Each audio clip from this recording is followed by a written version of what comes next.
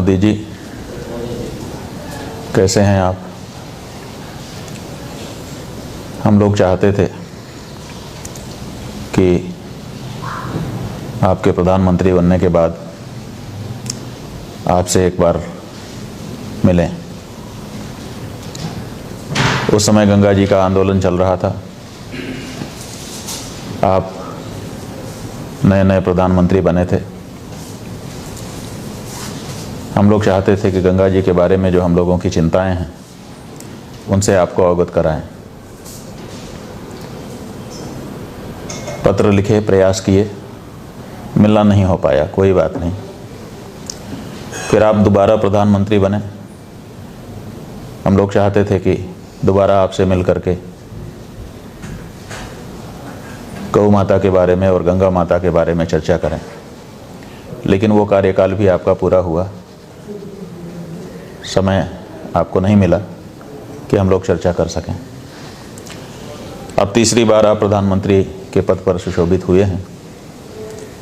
हम लोग चाहते थे कि इस कार्यकाल में गौ माता के बारे में आपसे चर्चा करें, लेकिन संभव नहीं हो पा रहा है। तो हमारे शिष्यों ने टेलीविज़न में आपका ये चित्र दिखा दिया, तो हमने सोचा चलो चित्र माध्यम से ही सही, आप कम से कम सामने तो हैं, क्यों ना आज गौ माता के संदर्भ में आपसे थोड़ी सी चर्चा कर लें। मोदी जी, आपको क्या बताना है कि गौ माता हम सनातन धर्मियों के लिए, हिंदुओं के लिए कितना महत्व रखती हैं। हमारा तो सारा वेद, सारे पुराण और परंपरा, इतिहास, जहाँ भी आप देखते हैं गौ माता के चरणों में श्रद्धा और भक्ति के साथ हमारे पूर्वजों का सारा व्यवहार दिखाई देता है। वेदों में उनको अग्न्या कहा गया है। अग्न्या का मतलब होता है जिनको मारा ना जा सके। पुराणों में अनेक ऐसे उपाख्यान वर्णित हैं जिनमें बताया गया है कि गौ को मारने से राजा महाराजा भी बहिष्कृत कर दिए गए, और जिस राजा ने गौ माता की सेवा की उसको अभीष्ट फल की प्राप्ति भी हुई। इसीलिए हमारे हर पूर्वज ने अपने अपने समय में गौ माता को माता के रूप में सम्मान दिया, उनकी आराधना की, सेवा की और उससे पुण्य फल की प्राप्ति की। आप तो जानते ही हैं, भगवान स्वयं गौ माता की सेवा के लिए अवतार धारण करके आए। नंगे पांव गौ माता के पीछे पीछे चले और इससे उन्होंने मुझे सुख मिल रहा है ऐसी अभिव्यक्ति दी। गाय की सेवा, इससे बढ़कर के क्या हो सकता है। हम इसलिए कह रहे हैं कि आपको बताने की ज़रूरत नहीं है, क्योंकि 2014 ईस्वी के पहले आपने स्वयं वक्तव्य दिया था कि ये गुलाबी रंग, याद करिए आप।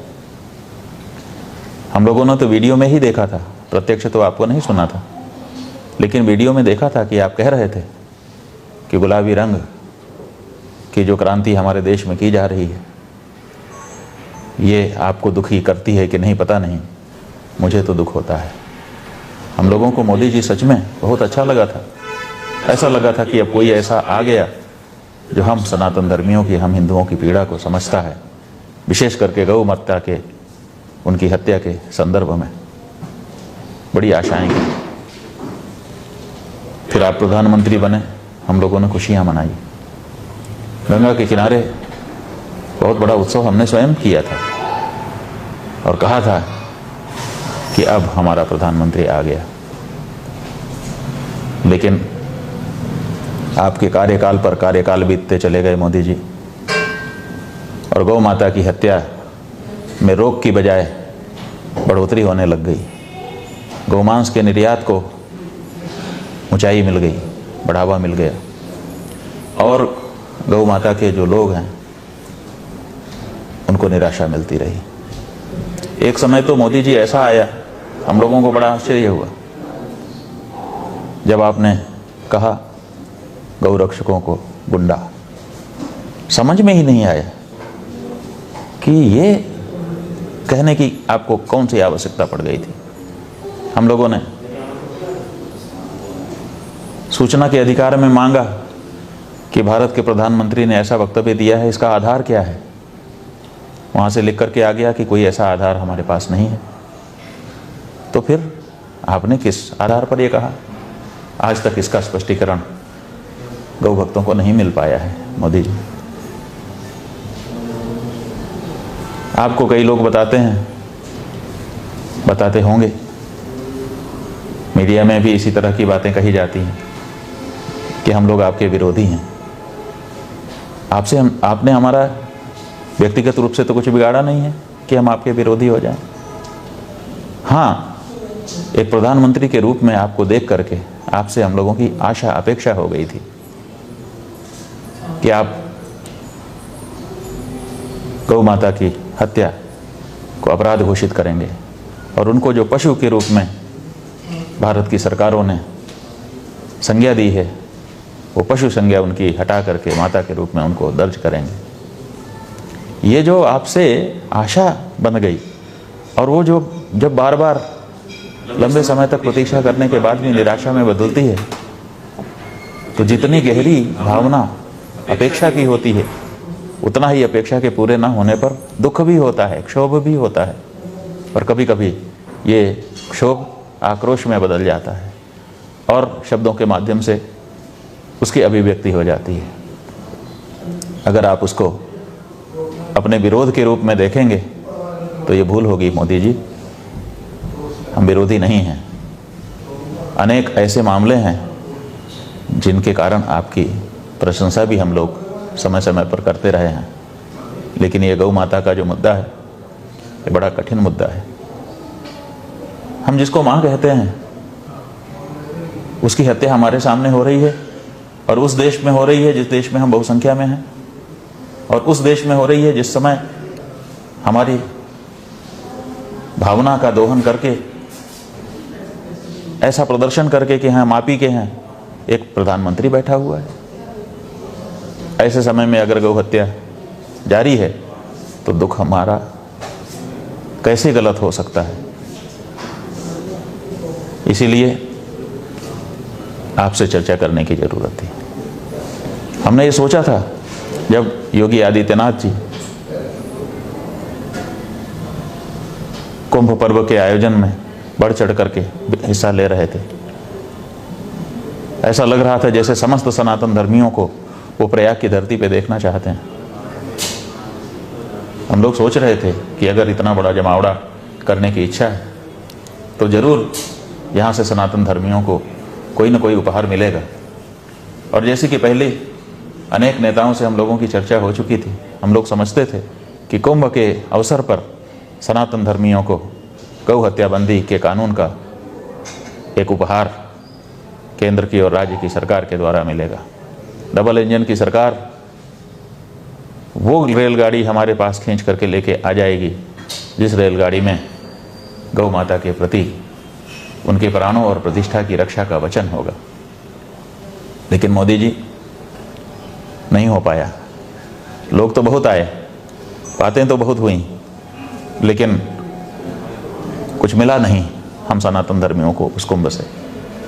कुंभ में हम जाते हैं, स्नान करते हैं, वहाँ पर हमारी जो धार्मिक भावना है उसकी हम पूर्ति करते हैं, उसमें किसी का कोई लेना देना नहीं है। लेकिन जिस तरह से आमंत्रित किया गया और जिस तरह से भाव दिखाया गया, उससे ऐसा लगता था कि वहाँ से कुछ न कुछ मिलेगा। हमने स्वयं वहाँ पर प्रतीक्षा की पूरे 1 महीने। 324 कुंडों का एक यज्ञ मंडप बना करके उस यज्ञ मंडप में गौ माता के प्राणों और उनकी प्रतिष्ठा की रक्षा के लिए लगभग 1000 से अधिक विद्वानों के माध्यम से 2,61,00,000 से अधिक आहुतियाँ प्रदान की। इच्छा तो थी कि गौ माता के श्री विग्रह में 33 कोटि देवता होते हैं, कम से कम एक एक देवता के निमित्त एक एक आहुति तो दें, 33 करोड़ आहुति दे दें, लेकिन संभव नहीं था, उतने संसाधन भी हमारे पास नहीं थे। इसलिए जितना हमसे संभव हुआ हमने देवताओं को प्रसन्न करने के लिए वहाँ पर ये यज्ञ किया। हमने आशा की थी कि इसी बीच में कोई न कोई घोषणा केंद्र की सरकार की तरफ से अथवा उत्तर प्रदेश राज्य की ओर से जरूर गौ माता के संदर्भ में की जाएगी, लेकिन निराशा हाथ लगी। उसके बाद माघ की पूर्णिमा को, जिस दिन कुंभ पर्व की समाप्ति का अवसर था, हम लोगों ने गौ माता के शरीर में रहने वाले 33 कोटि देवताओं की ओर से, एक एक कोटि देवताओं की ओर से एक एक दिन का समय दे करके 33 दिन का समय निर्धारित किया और ये अपेक्षा की कि इन 33 दिनों में तो कम से कम कुछ न कुछ कहा जाएगा। अब वो 33 दिन भी बीतने वाले हैं, कुल 7-8 दिन 10 दिन रह गए हैं। अंग्रेजी तारीख से अगर समझेंगे तो 17 मार्च को वो तिथि भी पूरी हो जाएगी, 33 दिन भी पूरे हो जाएंगे। और अभी 6 मार्च हो चुकी है और 6 मार्च को मेरठ में हम हैं, आपसे ये संवाद स्थापित कर रहे हैं। 6 मार्च तक अभी तक केंद्र की सरकार की ओर से, दूसरी सरकारों की ओर से, सभी प्रदेशों की सरकारों की ओर से कोई स्पष्टता नहीं आई है। ऐसे में 17 मार्च तक प्रतीक्षा करना, क्योंकि हम लोगों ने घोषणा की है, किया है। उसके बाद लोग हम लोगों से पूछ रहे हैं कि 17 मार्च के बाद आप क्या कर लेंगे, मोदी जी क्या कर लेंगे। यही तो बात है, इसी बात से हम लोग टूट जाते हैं कि आखिर हमारे पास ऐसा कौन सा हथियार है जिसका प्रयोग हम 17 मार्च के बाद कर लेंगे। और हम समझते हैं इसी बात को जानने के कारण आप भी निश्चिंत हैं कि ये क्या कर लेंगे, बोलने दो जो बोल रहे हैं, करने दो जो कर रहे हैं, हमारा क्या बिगाड़ लेंगे। मोदी जी, हम आपका कुछ नहीं बिगाड़ सकते, ना दूसरी जो पार्टियां हैं जिन्होंने 78 साल में राज किया है और गौ माता की हत्या को जारी रखा है, उनका भी कुछ हम नहीं बिगाड़ सकते। आपका भी, आपकी पार्टी का भी, आपकी सरकार का भी कुछ नहीं बिगाड़ सकते, बिल्कुल सही है। लेकिन गौ हत्या के साथ, गौ हत्या के पक्ष में खड़े होने वाली जो पार्टियां हैं, चाहे वो आप हों, आपकी पार्टी हो, चाहे आपके विपक्ष में खड़ी संसद भवन में बैठी पार्टियां हों, किसी भी ऐसी पार्टी को जिसने गौ हत्या के बारे में मौन रखा अथवा समर्थन दिया, कम से कम इतना तो हम कर ही सकते हैं कि उन पार्टियों को अपने हृदय से निकाल दें। तो हमने यही सोचा है कि 17 मार्च 2025 ईस्वी सवेरे सूर्योदय के लगभग समय से हम बैठेंगे प्रतीक्षा करने के लिए, सायंकाल 5 बजे तक प्रतीक्षा करेंगे। तब तक कोई ना कोई संदेश हर पार्टी की तरफ से सनातन धर्मियों के लिए आना चाहिए। ये बात हमारी अकेले की नहीं है, ये इस देश में रहने वाले हर हिंदू की बात है। इसके लिए भीड़ इकट्ठा करके, अव्यवस्था उत्पन्न करके, सरकार को परेशान करके भावना को दिखाने की आवश्यकता नहीं है। ये सुनिश्चित है, प्रमाणित है कि हर हिंदू गौ हत्या नहीं चाहता।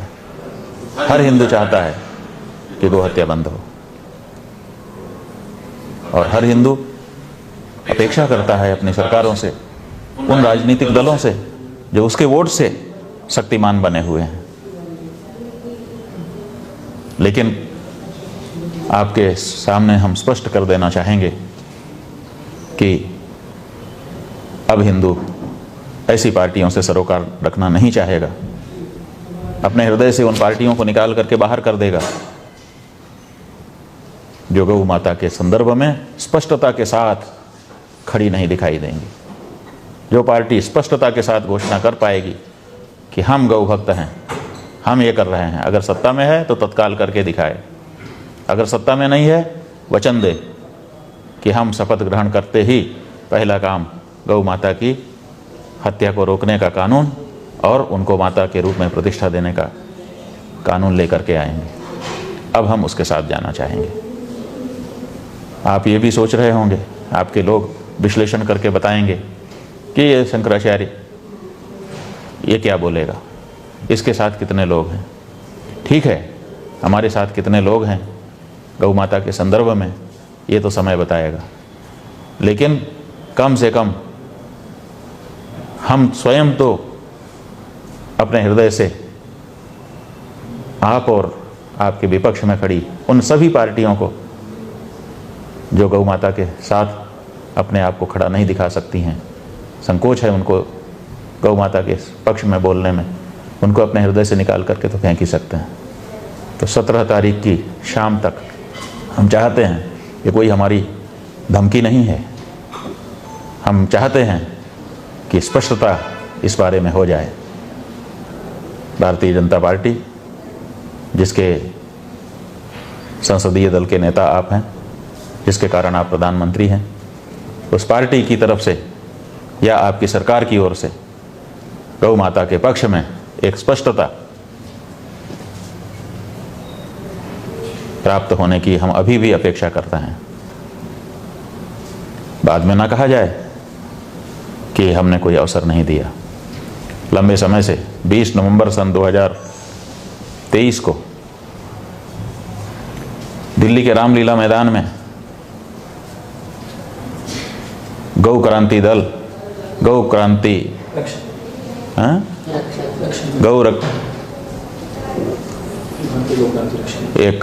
अखिल भारतीय गौ क्रांति दल या कोई ऐसे संस्था है, उस संस्था की ओर से, जिसका नेतृत्व गोपाल मणि जी कर रहे हैं, वहाँ पर आंदोलन किया गया था, उसमें हमको बुलाया गया था। हमने उसी समय कहा था कि मोदी जी के पास मौका है, वो गौ माता के संदर्भ में 2 ही मांगे हैं हमारी। कुछ हम उनसे पैसा नहीं मांग रहे हैं, कुछ हम उनसे व्यवस्था नहीं मांग रहे हैं, केवल ये कह रहे हैं कि कानून बना दिया जाए कि देश के बहुसंख्यक हिंदुओं की भावना को देखते हुए गाय को पशु के रूप से हटा करके माता के रूप में प्रतिष्ठापूर्ण स्थान दिया जा रहा है भारत की सरकार की ओर से, और साथ ही साथ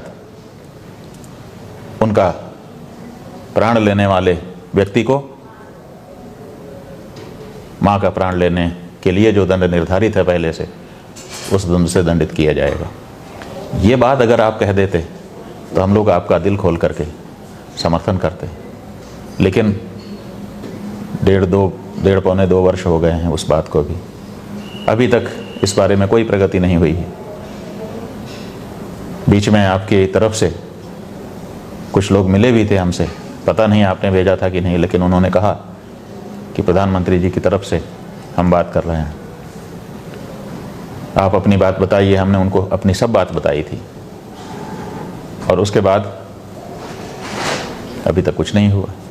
तो हम ये चाहते हैं कि अब इसमें विलंब आप मत करिए,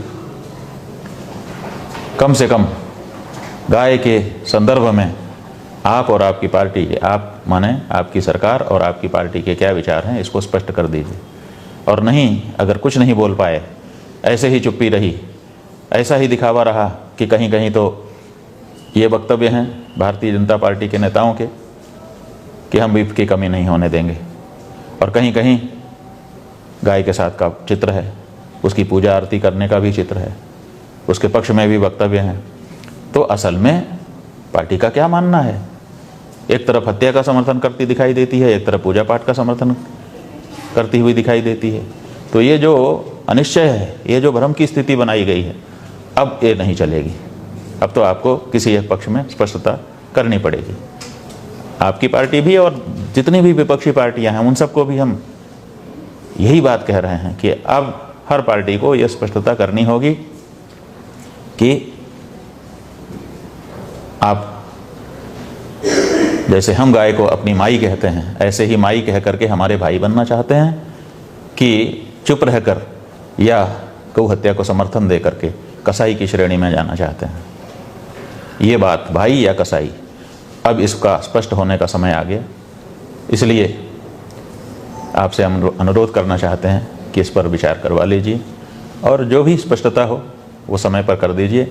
अगर कुछ नहीं बोलेंगे तो हम ये 17 तारीख की शाम 5 बजे दिल्ली के प्रतीक्षा स्थल से घोषणा करने के लिए अभी से कह रहे हैं। ये अवधारणा स्पष्ट हम कर लेंगे कि जो पार्टियां 78 साल से जैसा करती चली आ रही हैं वैसा ही आगे भी करने की मंशा रखती हैं, इसीलिए कुछ नहीं बोल रही हैं। इसका मतलब वो कसाई की श्रेणी में हैं, तो उनसे हम संबंध अपना समाप्त करेंगे।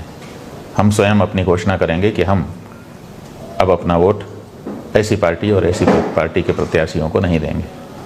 अब शंकराचार्य के द्वारा उद्घोषित इस बात को समझ करके कितने सनातन धर्मी हिंदू, कितने गौ प्रेमी उन पार्टियों को, उन प्रत्याशियों को वोट देना छोड़ेंगे, ये तो भविष्य के गर्भ में होगा। लेकिन ये प्रक्रिया चलेगी और उसका अगर कोई नुकसान किसी भी राजनीतिक दल को होता है तो वो राजनीतिक दल ही उस नुकसान के लिए जिम्मेदार होगा, हम नहीं होंगे। क्योंकि हम बहुत पहले से बहुत साफ शब्दों में ये बात हर पार्टी को बता रहे हैं और आज आपसे संवाद स्थापित करके, भले ये आभासी संवाद हमारा आपका हो रहा है, लेकिन कहीं ना कहीं से आपके पास ये पहुंचेगा, ऐसा हम विश्वास रखते हैं। इस आभासी बक्से में बैठकर इतनी देर तक आपने हमारी हर बात को बड़ी शांति से सुना, इसके लिए हम आपको धन्यवाद देना चाहते हैं। हम चाहेंगे कि जब भी आपके कान में हमारी बात जाए आप इस पर विचार करिए और ये मत समझिए कि कोई दुश्मन है, हम क्यों आपके दुश्मन होंगे। और ये भी मत समझिए जो प्रचार किया जाता है कि ये किसी पार्टी की प्रेरणा पर अपनी बात कहते हैं, हम किसी पार्टी से प्रेरित नहीं हैं। जब आपकी सत्ताधारी पार्टी हमको प्रेरित नहीं कर पाई तो जो सत्ता में नहीं है ऐसी पार्टियां क्या हमको प्रेरणा देंगी। इसलिए किसी पार्टी की प्रेरणा की बात नहीं है, ये सनातन धर्मी हिंदुओं की आवाज़ है जिसको कोई स्पष्टता के साथ बोल नहीं पा रहा था। हमने ये बीड़ा उठाया कि हम इस बात को साफ साफ बोलेंगे। तो करोड़ों करोड़ सनातन धर्मियों के हृदय की जो आवाज़ है उसको स्वर देने का काम हम कर रहे हैं और आपके विरुद्ध नहीं है। आप जिस दिन ये कानून लेकर के आएंगे राजनीतिक रूप से भी आपको फ़ायदा होगा। जो भी पार्टी ये लेकर के आएगी राजनीतिक रूप से उसको लाभ होगा और जो पारलौकिक एक व्यवस्था है सनातन धर्म में, हिंदू धर्म में, कि यहाँ पर प्रत्येक व्यक्ति को अपना लेखा जोखा यमराज के दरबार में देना पड़ता है, उस दृष्टि से भी देखेंगे तो प्रत्येक सनातन धर्मी हिंदू के पारलौकिक अभ्युदय का भी ये कारण बनने वाला है। इसलिए लौकिक और पारलौकिक दोनों तरह के लाभ गौ माता के प्राण और उनकी प्रतिष्ठा की रक्षा में है। ये बात स्पष्ट करते हुए हम आपसे अनुरोध करना चाहेंगे कि अवसर को समझिए और गौ माता के संदर्भ में जो भी सरकार की या पार्टी की विचारधारा है, मंतव्य है, उसको स्पष्ट रूप से सार्वजनिक कर दीजिए। नहीं करने पर हम समझ लेंगे कि सार्वजनिक हो गया कि आप गौ माता के साथ नहीं खड़े। आपका अभ्युदय हो, आप स्वस्थ रहें और आपके जो अच्छे कार्य हैं उनको गति दे सकें, यही शुभकामना करते हुए आज के लिए विराम दें।